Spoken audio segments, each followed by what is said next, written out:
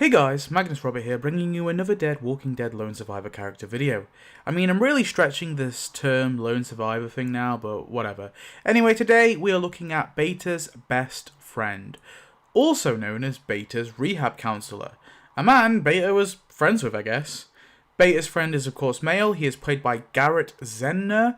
He is mid to late 30s and first appeared in a flashback in season 10. Before the outbreak, the man likely was either an addict himself or decided to independently help addicts, and he worked at Second Lives in either Maryland or Virginia. One of his patients was a country star musician named Half Moon, who was suffering from some kind of addiction. Being Half Moon's counselor meant that the two developed a deep friendship. When the outbreak began, the best friend and Beta stayed at Second Lives, but somehow the man unfortunately died and reanimated into a walker. It's most likely the case that he was bitten. Beta, not wanting to kill his sole friend, kept the man locked up inside the building. And he also sketched out the one picture of him and the man for some weird reason.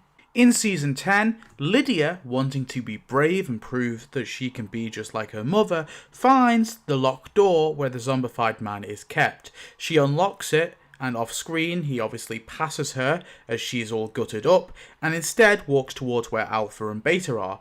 Alpha sees the zombie best friend on the photo, and then whilst Beta confronts Alpha, the best friend pops out and Alpha goes to attack him. Beta protests, but he's too late, and Alpha puts Beta's best friend down by stabbing him in the head. Beta is angry and he starts crashing out, but Alpha calms him and convinces Beta to keep his best friend with him by cutting his face and using it as his Whisperer mask. So I guess technically speaking, Beta's best friend is first seen in season 9?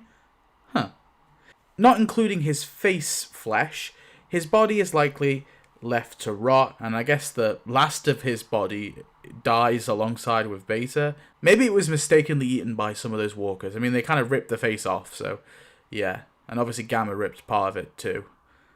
Anyway, R.I.P. Beta's best friend. I want to know how Beta cured that guy's face for so many years.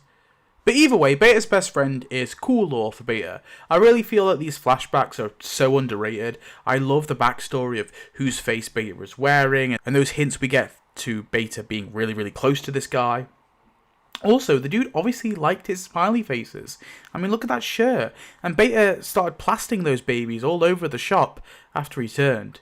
Tell me your thoughts on Beta's best friend, and I'll see you next week for another Dead Walking Dead Lone Survivor video. Goodbye.